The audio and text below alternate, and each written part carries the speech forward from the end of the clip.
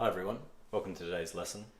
This is going to be the first in a series of videos covering how to create a Alla Prima still life from life.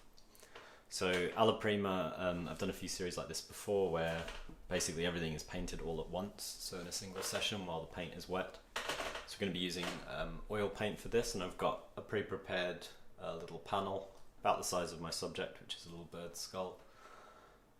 Just pinned up next to the panel.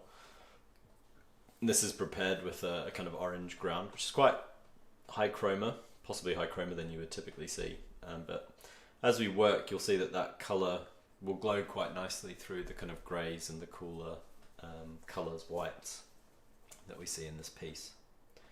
So you can use any kind of pre-prepared panel, but I recommend using something that's been prepared in some way in terms of adding a tone to the surface, rather than using a white panel, just because it's easier to apply your tones to a colour that's already there. Just going to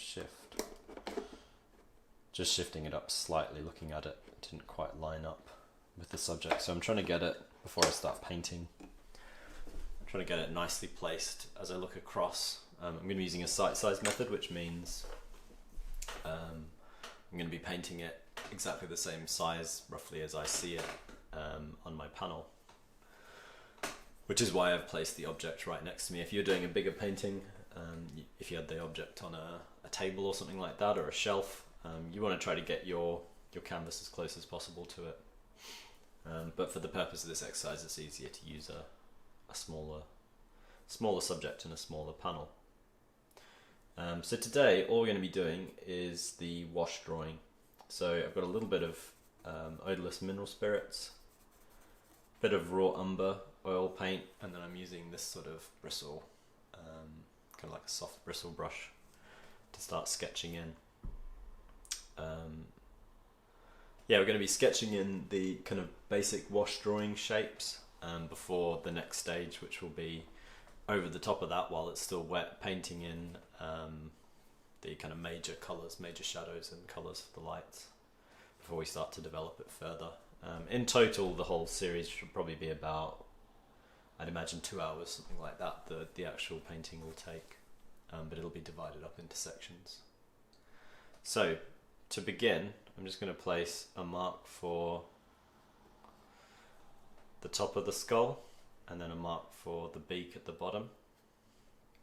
As I say, I'm just kind of looking across at it. If I want to make any corrections, I can use my finger or anything you have to hand, like a rag or something. So we've got the overall height now. We want the overall width. I'm trying to keep the skull down the center of the painting. Just going to take a quick measurement. Yeah, that's about right.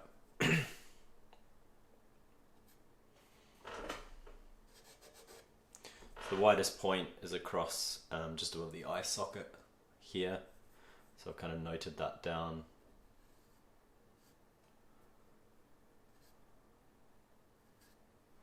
Start thinking a bit about some of those shapes and hover across and look for where the beak connects up, those kind of darker lines where the beak is, and I get a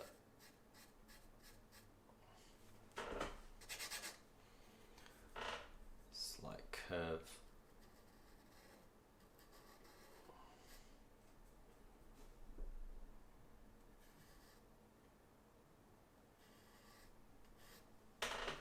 With the beak there.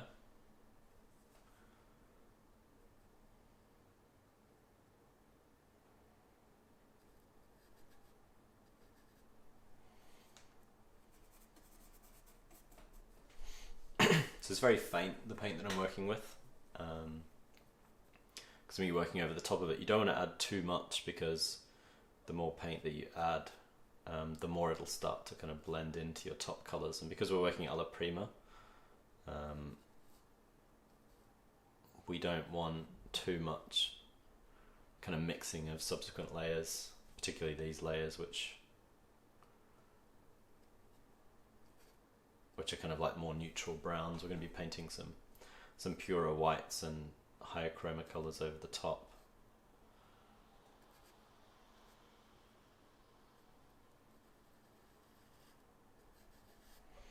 So all I'm looking for is that the shapes are clearly drawn in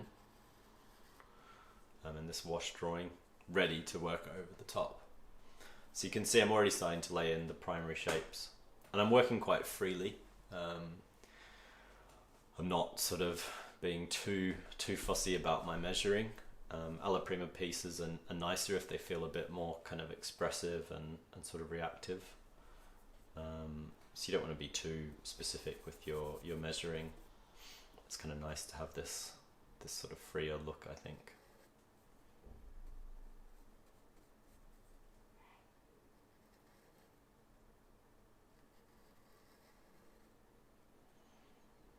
Just reinforce that slightly. So I'm fairly happy with that as a sort of external shape with a few little internal notations for the skull. So I'm just going to next have a look at where to place shadows.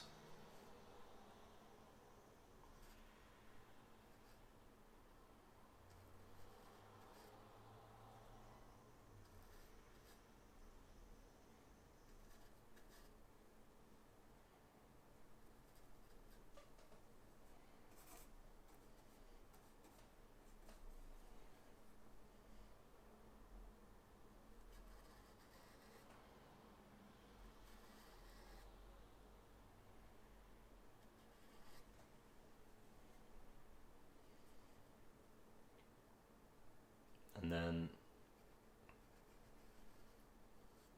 I'm also going to sketch in the shadow of the skull cast on the background.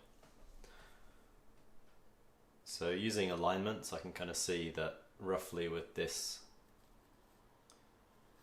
2 points here just underneath that bottom section of the skull, that's where this sort of shape ends. There's a separation in that shape.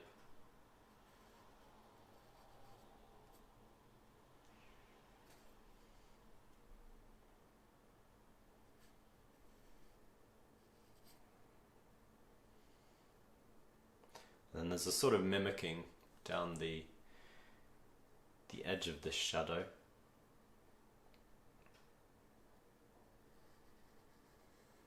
Of the shape of the skull. And maybe it pulls a bit further in actually. It's maybe about that much, that close.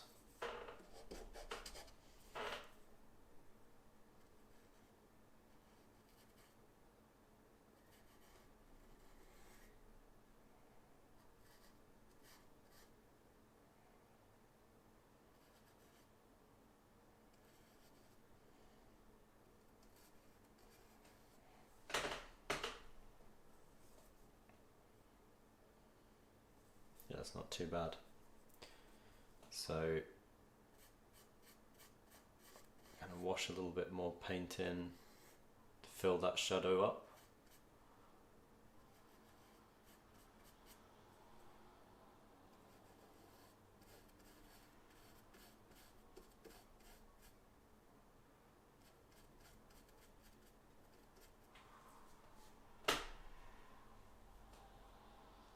Yeah, it's not too bad. So I'm starting to feel like that sort of sketched in shadow structure is approximating the subject well.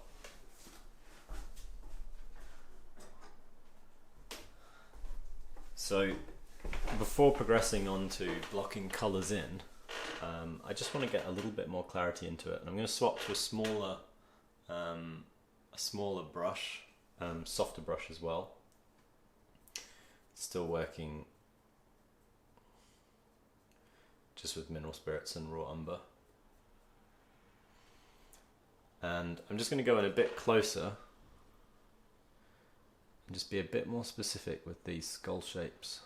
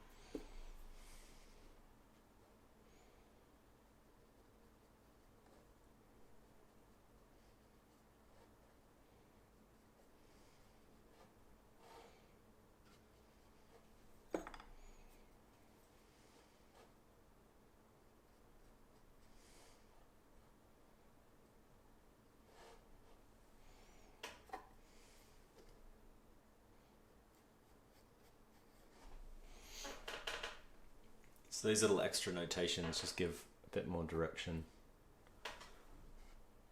as we layer over the top in a moment.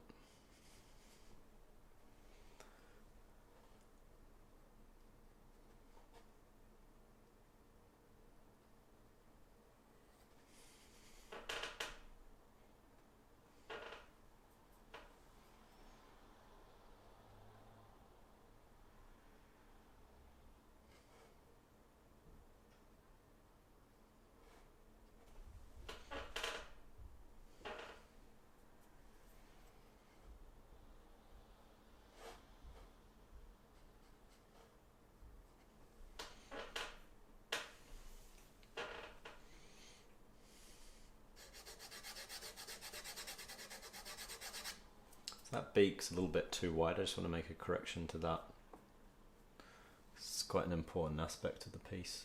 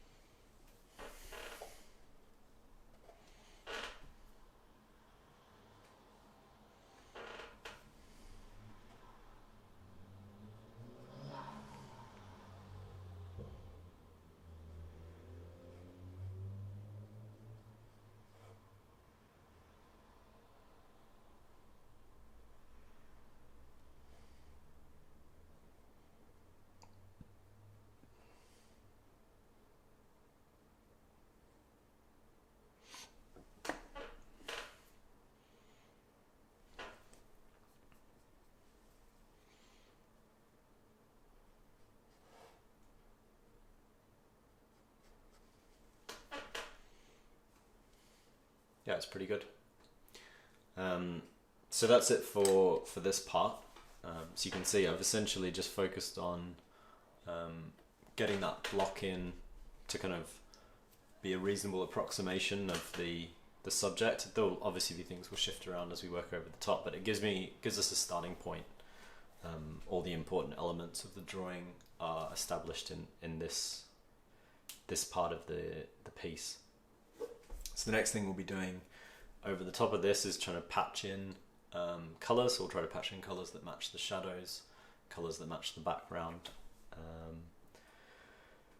and that'll establish the sort of the overall kind of statement of the piece before we subsequently start to add details in the following lessons.